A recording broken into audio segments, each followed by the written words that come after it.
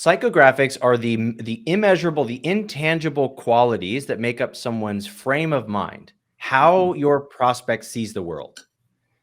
The difference between a psychographic and a demographic is that a demographic you can search in Sales Navigator, right?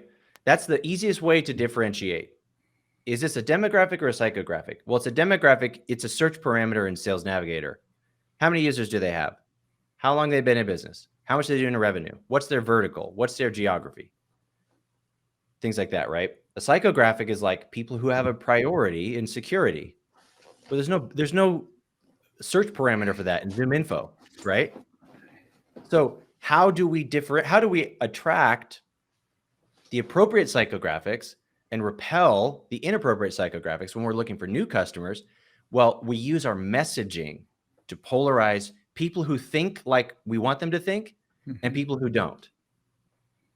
It's all going to be in our messaging, which is by far the most overlooked sales weapon that you have, specifically in cybersecurity. We have a 7-page ideal customer profile worksheet, and we break down demographics as number one, which is most people stop there and they think, okay, I've done my ICP because I picked a vertical and I know a user count, things like that.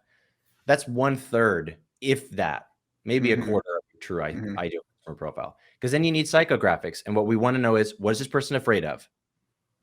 Not what do we want them to be afraid of, or what are we telling them they should be afraid of? Yeah. What are they actually afraid of?